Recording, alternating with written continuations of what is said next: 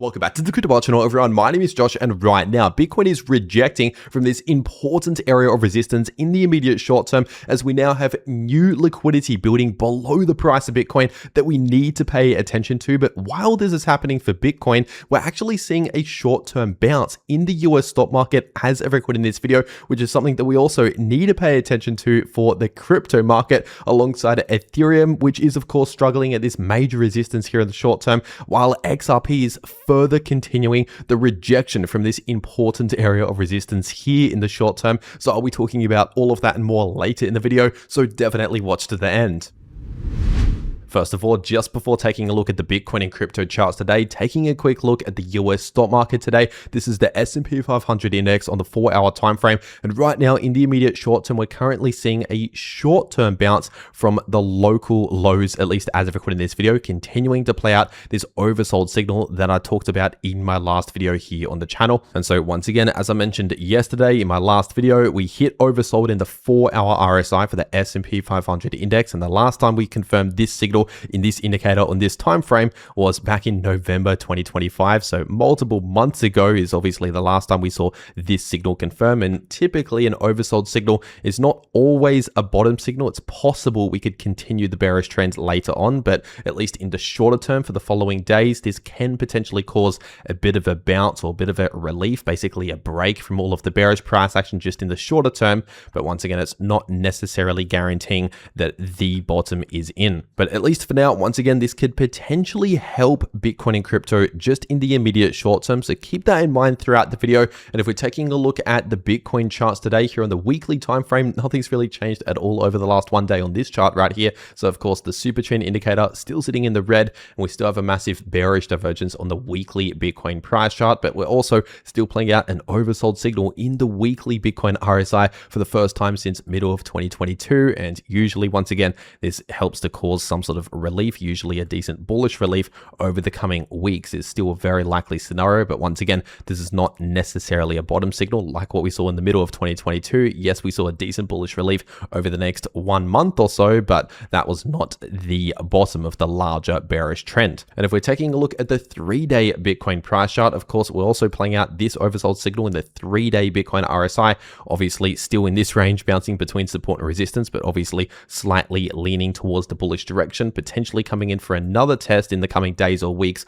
towards this strong area of resistance here, which is still sitting in between around 72,000 to 76,000. And in fact, over the last couple of days, we pretty much almost perfectly saw another rejection from almost exactly 72,000. Obviously, as soon as we get close to 72,000, expect strong resistance around there on the price chart, which is exactly what we saw over the last couple of days. And if we're zooming further into the short term, we could see a more specific area of resistance here, sitting in between around 71 to 72,000, which is the exact area that we rejected from over the last 1 to 2 days here. But keep in mind, we've not yet fully invalidated this bullish divergence on the 4-hour Bitcoin price chart, which means it's possible that if we ideally hold this support in the coming hours, it's possible we could continue to try to play out this bullish divergence, which means either a sideways consolidation or just a slight bullish relief in the coming days as a likely scenario. But obviously, that means we need to hold above this area of support. This is an important test in the immediate short term for the price of Bitcoin. And the area of support I'm talking about is sitting in between around 69,000 to 69.5K. And so I'll explain exactly why this is a make or break moment right now for the price of Bitcoin, at least in the short term moves for the price of Bitcoin, because essentially, as I just mentioned a moment ago, if we hold this as support and obviously hold above this area and start bouncing from this area, in that situation, the bullish divergence is technically still active. We could still try to play this out over the next couple of days, and alongside the stock market potentially bouncing once again, we'll likely in the next couple of days, 2 to 3 days, potentially try to come back up for another test of this resistance at close to 71,000, and then obviously expect more struggle and likely rejections from around that area on the price chart. And that is basically the scenario if we continue to hold this area as support. That's likely what will play out over the next 2 to 3 days. But the reason why this is a make or break moment for Bitcoin, we're in in an important test right now is because if we fail to hold this area as support, and instead, if we actually confirm a break below around 69,000 with candle closes to the downside below that level, and especially if we fail to get back above that area, in that situation, of course, the next price target towards the downside is this new level of liquidity that's building below the price of Bitcoin. This time around, it's building at around 67.2 to 67.3K. And so obviously in my last video just yesterday, I said that we don't really have any significant level of liquidity that's built in the Bitcoin liquidation heat map because we already took out that previous downside liquidity that was at roughly 68,000 on that previous bearish move that we saw over the last half a week or so. But now, just over the last 24 hours, we've now further built more liquidity, once again at just above 67,000, around 67.2K to 67.3K, which is basically right around this low just here. And so that's why this is definitely a make or break moment for the price of Bitcoin, because as I just mentioned, if we hold this area of support in the coming hours and ideally start seeing one or two green candle closes confirming some sort of bounce starting to play out in the coming hours over the next one day or so, then in that situation, obviously just previously I laid out the scenario over the next 2 to 3 days. If we continue to hold this as support, we'll likely in the next 2 to 3 days move back up towards this resistance here and then likely see another rejection from around this resistance. But then once again, if we fail to hold this support this time around and instead we break to the downside with confirmation, once again, I've laid out that next price target to watch out for. So ultimately, we're in the immediate short term, just in a wait and see moment. We're in a test phase. We're obviously still testing this support. We've not yet failed the confirmed test of the support. We've not yet broken below, but we've also not yet really confirmed a bounce. We're still in the wait and see phase. But of course, as long as the stock market plays out a further bounce in the coming days, that will also likely help Bitcoin and crypto in the short term with some sort of bounce here. So for the bulls out there, basically there's a higher probability that we'll bounce this support if the stock market keeps bouncing like this. But obviously if the stock market just dumps again, then it's very likely that in the coming days we'll hit that liquidity towards the downside at just above 67,000. So also pay attention to what the stock market is doing to figure out what is likely going to happen here for the price of Bitcoin. But ultimately, that's talking about very short-term moves that play out over a number of hours or days. Obviously, if we're talking about the bigger picture, we're still in this range right here on the 3-day time frame, and the much larger trend has not really changed at all over the last one day. And of course, if you want to trade any of these moves in the price of Bitcoin or any crypto, you need to be set up ready to go on a crypto exchange. And if you use the first link below the video in the description and in the pinned comment, the first link below this video will take you to this page right here over on the 2bit crypto exchange, which by the way is a no KYC exchange and is an exchange that I personally use myself from time to time. And if you simply use that first link below the video to actually make your 2bit account, as you can see on this page, there's currently a 3.5 million USDT prize pool up for grabs simply just by trading crypto using that first link below the video. And on top of that, there's also exclusive bonuses that are only available if you use that first link below the video to actually make your account. Unfortunately, if you don't use that link to make your 2bit account, you can't claim any of these extra bonuses here, where you can get up to an extra 200 USDT in actual withdrawable stablecoins onto your 2bit account, basically free money from the exchange just by simply trading crypto. So obviously, if you're going to be trading crypto anyway, or preparing to take the next trading opportunity, you might as well get set up ready to go using that first link below the video to take advantage of these major exclusive bonuses here, only available using that link. And remember, 2bit is also a no KYC exchange. But with that being said, taking a quick look at the Bitcoin dominance chart on the daily time frame, and right now the Bitcoin dominance is still just bouncing around relatively sideways in a sideways price range right here, which means of course a lot of the altcoins on average are still likely going to perform very similar to whatever Bitcoin does. So we're not really seeing an altcoin season or a Bitcoin season anytime soon here. Just a lot of correlation across the market is basically what I've been saying over the last multiple months and is continuing to play out exactly as predicted here. And of course, if we're taking a look at Ethereum on the 3-day time frame, right now the much larger trend has not really changed at all over the last one day. But of course, in the somewhat short term to mid term, we're currently playing out this oversold signal in the 3-day Ethereum RSI, exactly as predicted over a month ago, helping to cause a bit of a relief during the larger bearish trend, very similar to what we saw back here, of course. And we still have strong resistance in between around 2.2K to 2.4K, which just over the last 1 day is pretty much exactly where the price rejected from it, very close to 2.2K. And if we're taking a look at the daily Ethereum price chart, of course, we have strong resistance here, really sitting in between around 2150 to 2250. And if we're zooming further into the short term, taking a look at the 4-hour time frame, we have this more specific area of resistance here, sitting in between around 2150 to 2.2K. And so obviously, as I've been warning about since months ago, over a month ago, all the way back here,